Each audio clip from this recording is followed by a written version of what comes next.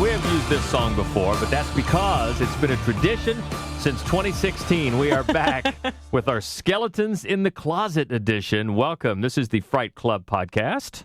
I'm Hope Madden. I'm George Wolf, and we're from madwolf.com. Of course, with the Oscar nominations just coming out, you can check out our list of surprises and snubs and overall thoughts on this year's Oscar nominations on the website, madwolf.com. But what we like to do this time of year is settle on a few of the Oscar nominees and pick out their horror movie past. Some not so good and some very, very bad, which is always fun. So we'll get to that. But first, we got to take care of some thank yous and some input we got from our last Fright Club Live, which was surreal horror. Yeah, we watched the movie Gozoo, which was super fun, and I was a little concerned. I was a little worried about showing it because it's not scary, but it is pretty extreme. It's very, very weird. It is weird. I think the vibe I got was that everybody had a good time. I thought so, too. Yes, I agreed. And we got a lot of really great feedback and a lot of very, very funny tweets afterwards. Yes, very much so. Many of them involving milk. Lots of milk. Which, if you've milk. Seen the movie, you know what we're talking about. But it is. It's just nuts. It's, like you said, it's not scary, but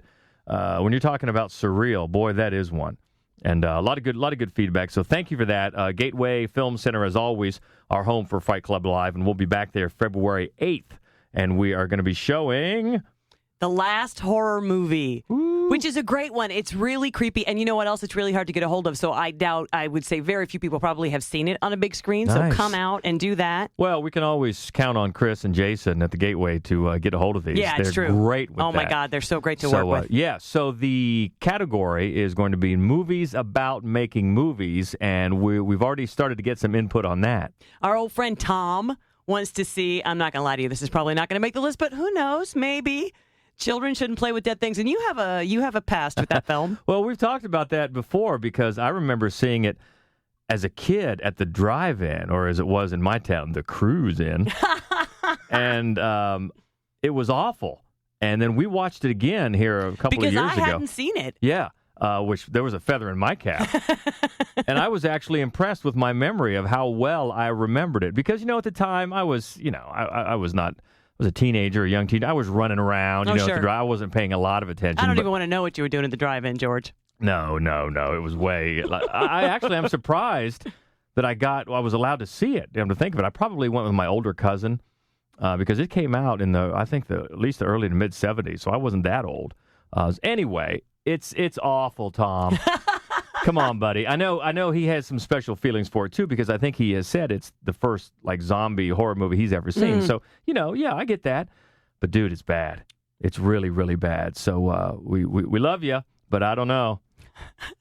We'll get to promising anything. Not promising anything. So, anyway, thanks again for all the fun input and the great crowd we always have for Fright Club Live. And if you can make it out next time, please mark it down. February the 8th, Gateway Film Center. We're going to talk about movies about making movies and watch, as Hope said, maybe a rarity on the big screen, The Last Horror Movie. So that should be good. But this is good, too. This is fun. We love doing this. Skeletons in the Closet. It's our Oscar nominee special. So first off, our general feeling about the Oscar nominees this year. I thought overall, okay. Yeah, I thought so, too. The two categories that were incredibly loaded this year were screenplay and lead actress. Mm-hmm. And my major bone to pick here is that Viola Davis, who's brilliant and is magnificent in the film Fences, is nominated for Best Supporting Actress. And that's the problem that I have because she's the lead. Yeah. She's not just the lead actress. The movie's about her. She's the lead. She has more screen time than anybody in the film.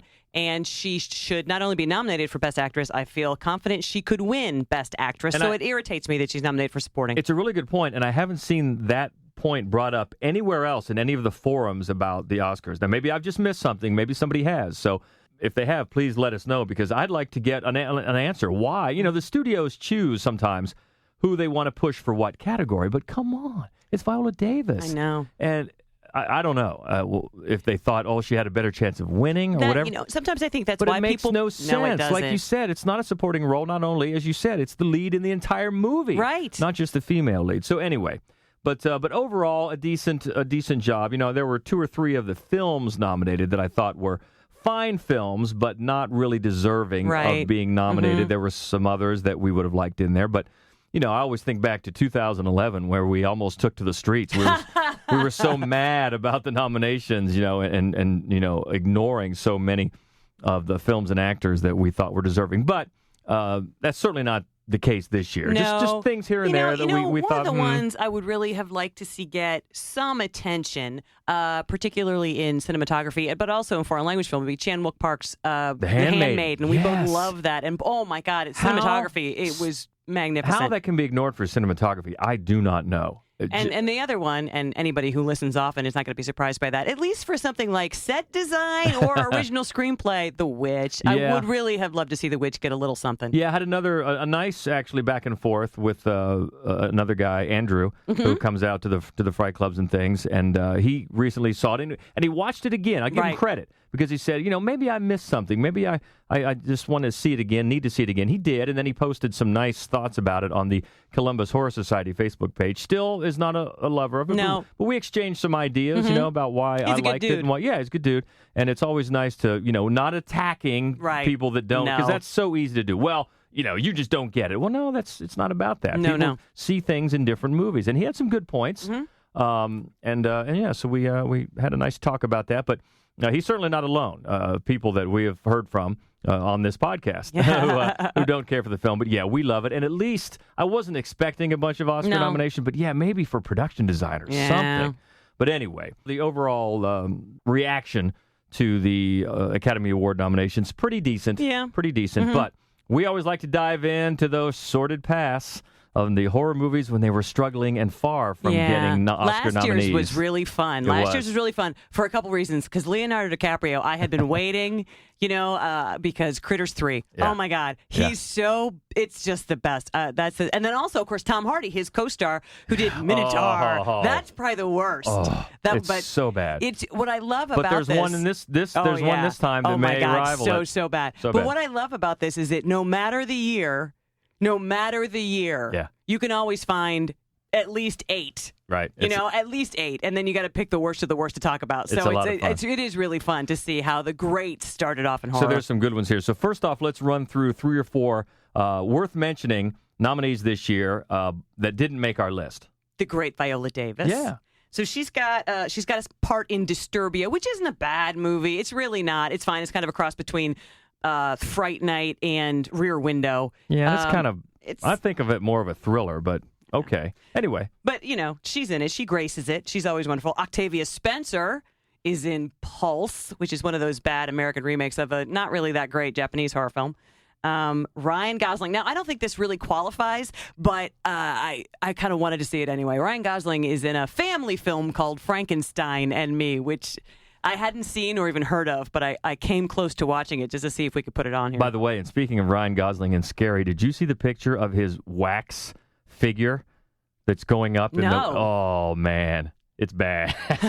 It was making the rounds. I just saw it on the, going viral here. I don't know, maybe this morning, and it's pretty funny. It's almost scary, so look that up if you can. And also our favorite, Michael Shannon, has a past. Yeah, and what's funny, though, actually, is I bring it up, although I enjoy this film, and not that many people have seen it, and it's a kind of a weird, I don't know, almost Civil War-era ghost story, kind of a crazy thing called Dead Birds, and I actually really liked it. Okay. Michael Shannon, yeah, he's good in everything. So those are just a few that didn't quite make the list. But what we're going to do here, we're going to go in reverse order. So our number 5 is going to be the least offensive, right? Right. And we'll count down to the worst of the worst. Exactly. And it's a fun one. So let's start out with an Academy Award nominee this year for Best Actor. I thought he might have had a chance to get a director nomination, but he didn't. He's nominated for Fences, but let's go back to 1999 for Denzel in The Bone Collector. Detective Lincoln Rhyme was New York City's leading forensic cop. Until an accident disabled his body. Now, a killer with no mercy and a patrol officer will give him a reason to live. I want you to work the case with us. Forensics is not my area. Are you being modest, or are you a little uneasy about doing some real police work? There's a killer out there. He's laughing at us. I want this son of a bitch so bad. Some people win, some people lose. The game is over. Amelia? Oh, God. Yeah, The Bone Collector. I will take titles that sound like a porno movie for $200, Alex. I knew that was going to happen. It's interesting because right around the same time Denzel Washington made the film Fallen, which is a horror film as well. Actually, I think both Bone Collector and Fallen probably also might be considered thrillers, but they're the real dark kind. And Fallen is not a bad movie. It's not a great movie. It's not bad. Bone Collector is pretty bad. And Denzel Washington plays a homicide detective who is now a quadriplegic. And he is working with his partner, a beat cop, Angelina Jolie, Oscar nominee, previous Oscar nominee as well, Angelina Jolie.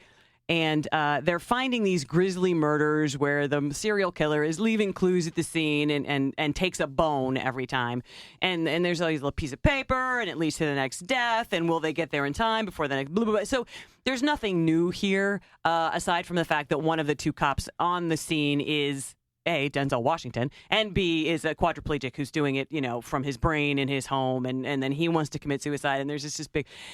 it's going to turn into a happy ending. But he gets fed clues through his little video monitor, and then he gives his expert input. But here's the thing. Angelina Jolie is a beat cop. I don't know. I forget what that movie is. Remember when there was a movie, Melanie Griffith went undercover in like the Hasidic Jew community? Yes, I do. Oh, my Lord. I forget what the movie was called. I don't know if you remember it. It's a Sidney Lumet movie. The title is going to come to me at some point, but it's Talk about miscasting. Oh, yeah. Nothing against Angelina Jolie. She's been fine in several things. But and here, quite good in some things. Yeah, but not this. This doesn't seem right. No. But anyway, this is the least objectionable of the movies, but let's not go out on a limb and say it's really good. Oh, it's absolutely not any good. And it's fairly predictable, and it's grisly, but not in a satisfying way, and there's very little tension. But like a lot of these movies and a lot of these performers, you can see, Denzel wasn't brand new at the time. Oh, no, absolutely not. But you can not. see how performers, actors with that sort of talent just elevate the material. Yeah, they do. They really do. And even, he's bedridden. See, that's the thing, too, is that it doesn't overcome that sort of staleness, that lack of movement, which is funny because it's directed by Philip Noyce, who's made a lot of movies, made a lot of action films. He also directed fellow Oscar nominee Nicole Kidman in the quite good horror film Dead Calm. I always like that movie. Yeah, that's nice. Uh-huh.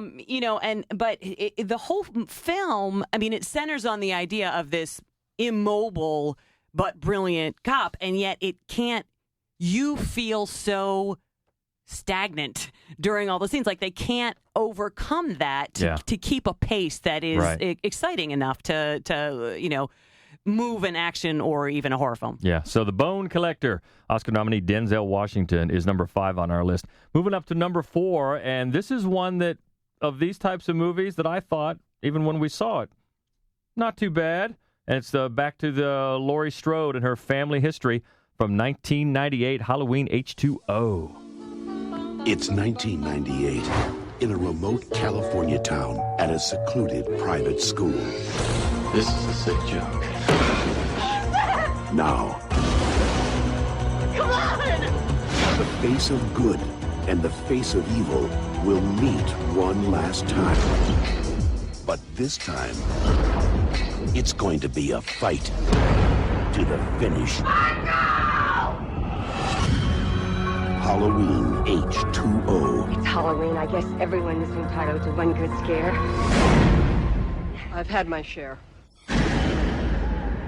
So this is one they sold at the time as the quote-unquote final chapter. Right. And the way it ended, it should have been the final chapter. Right. Come on. No, I'm with you. We don't have to worry about spoilers I here, don't do think we? so. It's a pretty old film. She cuts his head off. Right. And then they try to come up with something. But anyway, here's the thing, though. From what I understand, it was originally really meant to be like halfway through the production. They started thinking about, oh, no, we better leave room for a way out of here in case we want to make more. Because I guess early on, the script was being written by Kevin Williamson. Wow. Who did Scream, of course, among other things. And he had a draft that was actually finished, a draft or two, with the help of Jamie Lee Curtis, but eventually was not used.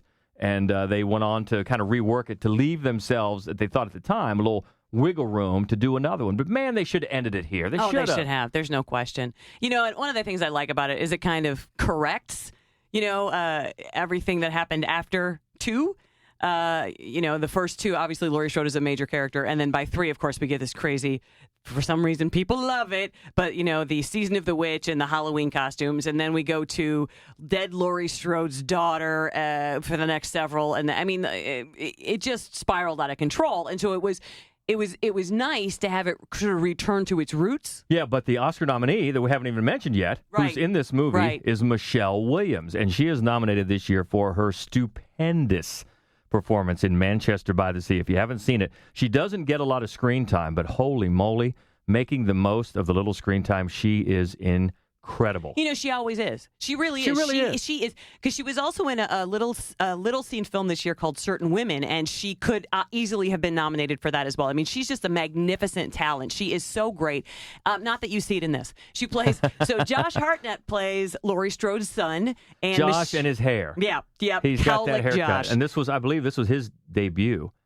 I think so, his film debut, and he's just kind of disappeared. Yeah, over the last few years. he was in 30 Days of Night, which we loved. We love that. But anyway, Michelle Williams plays his girlfriend. Yes, and she doesn't have a ton of screen time. She doesn't have a very fleshed out character, let's say, but she does make an impression. And the film is not a great movie. It's actually pretty subpar, honestly, but it's very slick looking. It's the same director, Steve Miner, who did 2 of the Friday the 13th. He also did Lake Placid, which is a pretty fun film. And originally John Carpenter, I guess, was in the running to direct this. Jamie Lee Curtis wanted really to have like a reunion of the cast and the crew and everybody to have active involvement in it. But there's differing stories as to why, but I think the prevailing thought is that he just priced himself out. He just wanted too much money for it. But that would have been great. Yeah, it would have been. Except, honestly, I mean, you have the same problem. It's a fairly cookie cutter, by the numbers. It's the same movie, just set someplace else. But it's great to see her again. And then you've got her mom, Janet Leigh's in it. It's pretty great. Yeah, absolutely. Nice got LL Cool J in there. That's some nice, feel good elements about it. And like I said, it wasn't great, but it would have been a nice way to wrap it up. Unfortunately, they didn't. That's right. Halloween H2O 1998, and that's number 4. In other words, our least going up the scale of least objectionable to most objectionable. And at number 3, we go to Oscar nominee Jeff Bridges. Now, we love Jeff Bridges, but his nomination this year is for Hell or High Water. And this, nothing against him, but we're kind of picking nits on this one. Right, because I think we agree, it should have been Ben Foster. Yes. The nominee out of that movie should have been Ben Foster. And you know what? You could have nominated both of them. You could have nominated all 4 of the primary characters. The performances were great. As we've said, but this is my favorite film of the year. I thought Hell or High Water was the best movie of 2016. I would have loved to see it get a directing nod. Right. I would have loved to see it get a cinematography nod. But if I were to pick one actor out of that film who deserved an Oscar nomination, it would have been Ben Foster, who was also in 30 Days of Night. Yeah, we were very disappointed that David Mackenzie, the director, didn't get a directing nod because, very good movie. And Jeff Bridges got the nomination, and back in 1995, he was in the American remake of The Vanishing. Hello, Jeff. I'm the man you're looking for. If anything happens to me or if you speak to anyone, you'll never know what happened. I swear to God, I wish she were dead. You do not know what it is like to not know. Why did you make contact with me? Where you searched for Diane, such a worthy opponent, a kindred spirit. You don't care anymore if she's alive or dead. I do. Drink, and you will experience exactly what she experienced. Your obsession is my weapon. I really hate this movie, George, because I love the original so very, very much. Well, the funny thing is, it was directed by the same guy. I know, which is almost even more offensive. It's almost like you said, no, yes, American audiences are too stupid for this movie, so we're going to have to completely gut it. Take out everything that made the first one, riveting and devastating, and then also let's just throw Kiefer Sutherland and Sandra Bullock into it and see what happens. And it... Yeah, and the funny thing is, I guess originally, if you go back to the original Vanishing in 1988, Spoorloos. It was to have the same ending as the American remake, but then the director, rewrote the ending to give it that bleaker version. And again, are we talking spoilers here? Are we worried about not giving it away?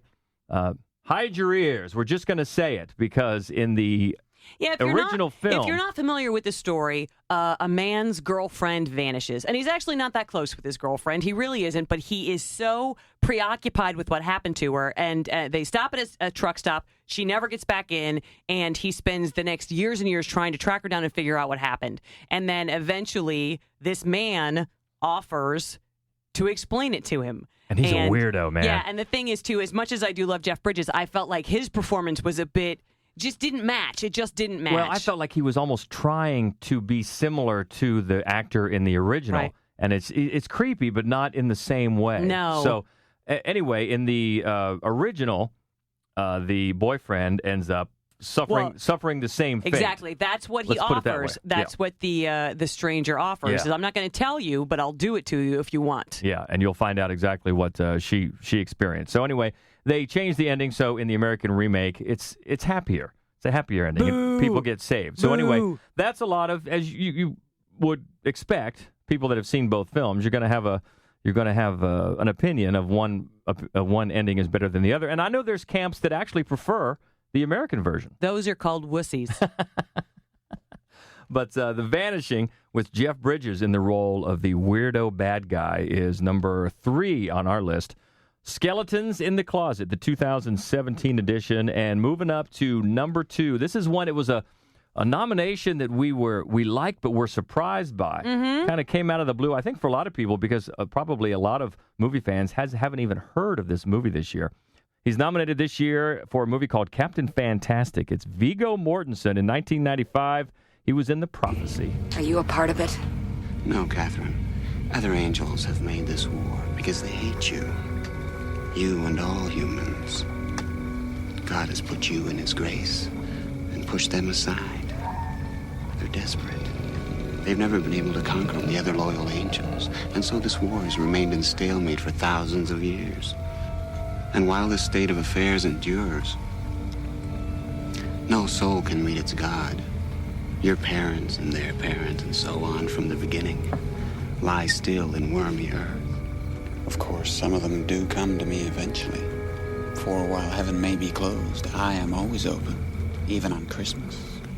I just want to talk about Viggo Mortensen for a second before we get into this movie, because he is just a tremendously talented person. Yes. You know, and I think he's so sort of low-key in most of his performances, and it seems like he makes some eclectic choices that I think he gets often overlooked, but he's absolutely brilliant. This is at least his 3rd nomination, and one of the nominations was for one of my very favorite movies, Cronenberg's Eastern Promises. Mm-hmm. But then A History of Violence, yeah, he was History of fantastic. Violence, he was fantastic, and he played Freud, and in another Cronenberg film, and it was funny because it was such a completely different type of role for him, because he's usually very low-key and subdued, and as Freud, he was just, sort of volcanic and wonderful. He's just incredibly talented, and I'm not saying necessarily that he should win this year because, well, he's not going to, because Casey Affleck is going to, but I'm glad to see him in there because I really, really, I love his work. Yeah, he played Freud in A Dangerous Method in 2011. Good movie. And, of course, everybody knows him from the Lord of the Rings trilogy. Course. Everybody except me, because as we know. You knew he was in it. I haven't seen it.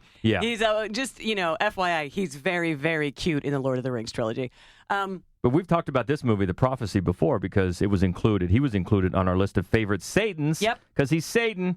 He is. And first of all, The Prophecy, and it is a bad movie. I mean, there's no getting around it. It is a bad movie. But Christopher Walken is the lead, and so that's wildly compelling no matter what. And he's just weird, as he always is in the whole movie, as kind of a fallen angel. And Elias Koteas in a bad rug plays a cop, and there's just so convoluted serial killer, soul in the body, trapped in the body of a young girl, blah, blah, blah. Virgin Madsen is bland as she can be as the teacher who wants to save it. And there's a lot of talent, inexplicably, in this film. Eric Stoltz also has a small role. A lot of people play these fallen angels, and angels hate humans because God likes humans better. I mean, there's just this lot of conflicting nonsense going on. And then at the end, Satan shows up. Yeah. And oh my God, Viggo Mortensen is amazing. Well, you heard a clip of it in the trailer, the clip that we just played. But this was funny because not only Eric Stoltz and Christopher Walken, but Amanda Plummer are all in this. Kind of a prequel, not prequel, but kind of a premonition to Pulp Fiction. Although they don't really interact much in this movie. Mm-hmm. But it actually was filmed. It was released in 95, but filmed in 93. and it was kind of the Weinstein MO at the time for filming movies and then taking so long to edit them and re-edit them, as you know, the Weinsteins would be heavily involved, and then releasing them a year or two. But the funny thing was, once it was released, it earned its money back like right away. It ended up being a surprise hit. Yeah. And there are several sequels, each worse than the original. But the truth is, I mean, it's a wild ride. It's mostly stupid. It's often salvaged by the performance of the actors who play the fallen angels. They're all very interesting. But Viggo Mortensen and then this little guy who shows up with him, they're fascinating and they're so wrong. And what I love about Mortensen's performance as Satan is that, you know, a lot of times you'll see Satan on screen and they give him sort of this somber, subdued, sexy. Well, there's a sexuality about Viggo Mortensen, but it's so creepy and unseemly and nasty. It's just, he's very unsettling. Yeah, as he should be. Yeah. Yeah, I mean, there's, like you say, there's a lot of different ways that Satan has been portrayed, but this is why he made our list of the favorite Satans. So that is Oscar nominee Viggo Mortensen in The Prophecy. And you mentioned he's a nominee, which is great, as everybody says it's great to be nominated. Right. But he's not going to win. No. Because at number one on our list, in a horrible movie, is the guy that is probably going to win. I think the only person that has a chance to knock him off is Denzel. But nominated for his great performance this year in Manchester by the Sea. It's Casey Affleck, and from 2001, he was in Soul Survivors. Eternal Father, let perpetual light wash over them. May they rest in peace. For every soul taken, Sometimes I feel like he's still here with me. I mean, really here. there is one left behind. Hey there. I miss you. For every new love, there is one that won't die. Cats. I saw him. You're in trouble. He's not the only name slumming it in this god-awful movie because, you know, Wes Bentley is in it, but Luke Wilson is in it. Yeah. I don't know why. I love the quick one-sentence description of this movie. If you look it up, it's a co-ed is caught between the world of the living and the dead. If the word co-ed is in there, you pretty much know where you're going, and it's not going to be good. But it's funny. So it's directed by Steve Carpenter, who also he's made a bunch of bad horror films, but my favorite is The Dorm That Dripped Blood. Ooh. So he returns to his. Does that involve co-eds? It does. So he returns to his campus roots with this one, and it's one of those sort of, you know, WB handsome TV type teens, and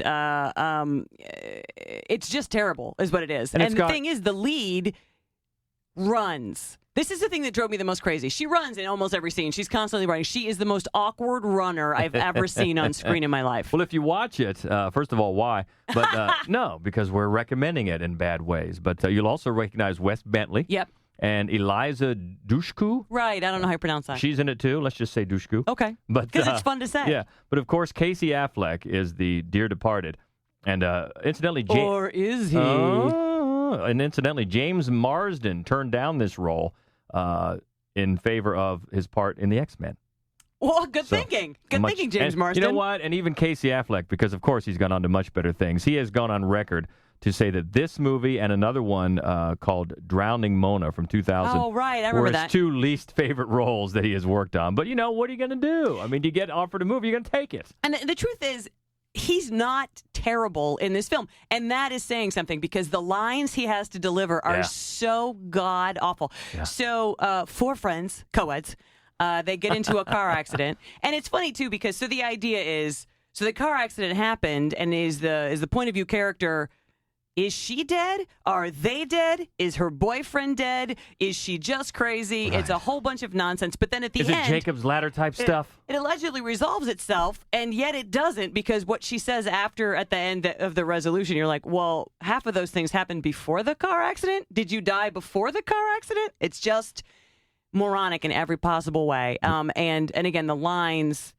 I just can't understand why half these people were in this movie, especially Luke Wilson. Whose character is maybe the most lame, because in case you have been lobotomized and don't understand what's happening, he literally just explains it.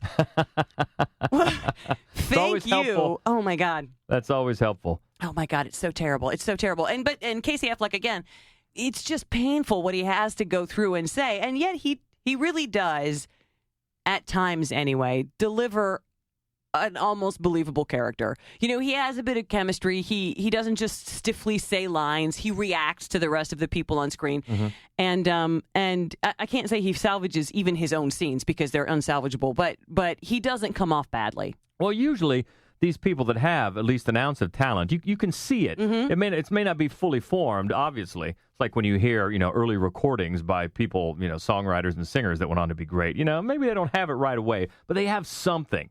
Do you know who doesn't? Okay. This is one of my favorites.